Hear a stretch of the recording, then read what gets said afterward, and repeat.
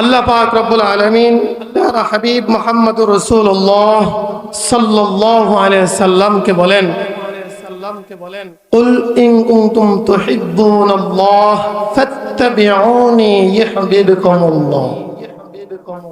আল্লাহ তাআলা তার প্যারা হাবিবকে বলেন, হে রাসূল, আপনি পুরা গোটা জাতির সকল মানুষকে জানিয়ে দেন যারা আমি আল্লাহ তাআলাকে ভালোবাসে, যারা আমি আল্লাহ তাআলার ভালোবাসা পেতে চাই।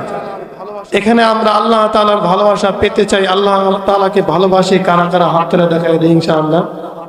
আল্লাহ সকলকে কবুল করুন।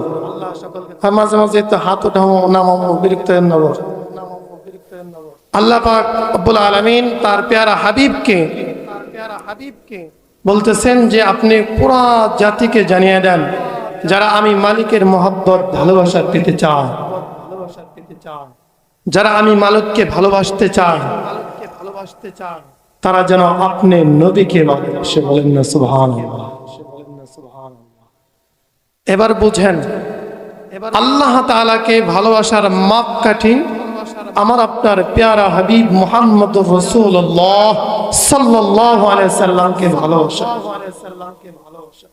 এবার আসেন, মানুষ যখন দোকান পাটে বিভিন্ন স্থানে মসজিদ মাদ্রাসায় খেদমত করে, যে কোনো একটা আশা, ঠিক না? একটা লাভের আশা না? না আপনি একটা মানুষকে খাটাইবেন, তাকে কোনো মজুরি দিবেন না, তাকে কোনো কিছুই দিবেন না, ওই মানুষ আপনার কাজ করবে না। তো এই যে আল্লাহ তাআলা বললেন, হে হাবিব আপনি জানিয়ে দেন গোটা জাতির মানুষকে যারা আমি আল্লাহর ভালোবাসা পেতে চান, যারা আমি মালিককে ভালোবাসতে চাই, ভালোবাসি, তারা যেন আপনি নবীকে ভালোবাসে। আর আপনি নবীকে যারা ভালোবাসবে, আমাদের প্রশ্ন আছে না যে আল্লাহ আপনাকে ভালোবাসলে আমাদের লাভ কি? আছে কিনা কথা বলে? আপনাকে ভালোবাসলে আমাদের লাভ কি? আল্লাহ তাআলা নবীকে বলেন, হে নবী আপনি জানিয়ে দেন দুনিয়ার বুকে যেই বান্দা বান্দি আমি আল্লাহ তাআলার ভালোবাসবে, আমি আল্লাহ তাআলাকে ভালোবাসতে চাই, ভালোবাসা পেতে চাই, সে আপনি নবীকে ভালোবাসবে। আর যে আপনি নবীকে ভালোবাসবে সে আমি আল্লাহকে ভালোবাসলো। সুবহানাল্লাহ। আর যে আপনি নবীকে ভালোবাসলো, আমি আল্লাহকে ভালোবাসলো, তাদেরকে একটা সুসংবাদ জানান। আজকে দেখব তালিবাবাদ এই 13 দোনার মানুষ কত জোরে আলহামদুলিল্লাহ সুবহানাল্লাহ বলার জন্য প্রস্তুত থাকেন। এই কথাটা সুসংবাদ জানানোর পরে বলবেন ইনশাআল্লাহ। পারবেন না? প্রস্তুত থাকেন, বলতেছি।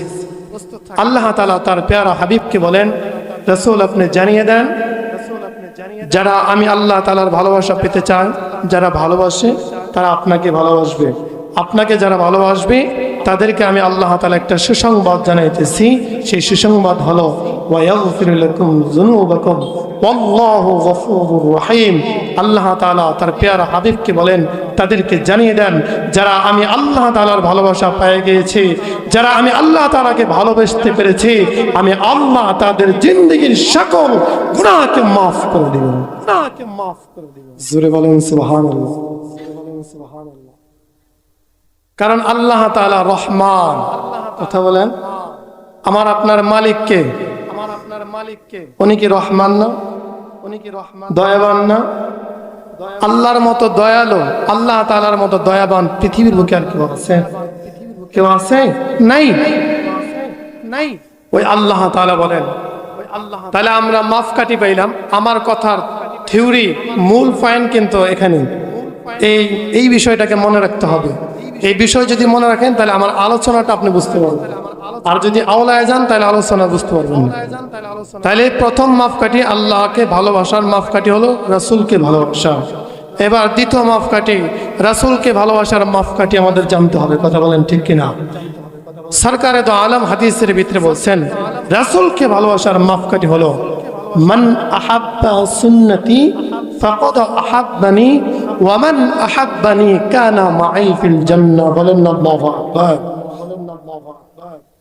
আল্লাহ তাআলা রাসূল বলেন, আল্লাহকে ভালোবাসার মাপকাঠি আমি রাসূলকে ভালোবাসা, আর আমি রাসূলকে ভালোবাসার মাপকাঠি হলো উম্মত শোনো, আমি রাসূলের জীবন আদর্শের প্রত্যেকটা সুন্নাতকে ভালোবাসা। বলেন না সুবহানাল্লাহ। রাসূলের কাছে প্রশ্ন আছে না, ইয়া রাসূলুল্লাহ আপনাকে ভালোবাসলে আমাদের লাভ কি? আল্লাহ তাআলা রাসূল বলেন, মান আহাব্বা সুন্নতি ফাকাদ আহাব্বানি ওয়া মান আহাব্বানি কানা মাই ফিল জান্নাহ।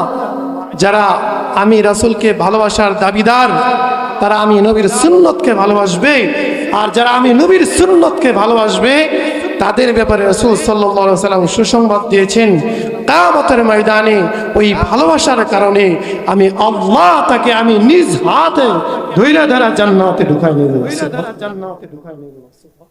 কথাটা কি কম দামি না অনেক দামি? কম দামি না অনেক দামি? এখানে কারা কারা আছেন যে আল্লাহ তাআলার রাসূলকে ভালোবাসেন? হাত তোলেন। আল্লাহ আপনি দেখে রাখেন, যারা হাত তোলে নাই দেখে রাখেন। আল্লাহর সিসি ক্যামেরায় সবকিছু ধরে না? হ্যাঁ, আল্লাহ সবাইকে ভালোবাসার তৌফিক দান করুন। এবার আসেন আল্লাহ পাক রব্বুল আলামিনকে ভালোবাসার মাধ্যম আমরা পাইলাম রাসূলের মাধ্যম দিয়ে, রাসূলকে ভালোবাসার মাধ্যম পেলাম আমরা রাসূলের সুন্নতের আদর্শকে ভালোবেসে। কথা বলেন ঠিক কিনা? পৃথিবীর বুকে সাহাবায়ে আজমাইনের চাইতে রাসূলকে কেউ বেশি ভালোবাসতে পারবে? কথা বলেন। সম্ভব? সম্ভব নয়। আল্লাহ তাআলার রাসূল সরকারে দো আলম হযরতে ওমর ফারুক রাদিয়াল্লাহু তাআলা আনহু নাম শুনছেন?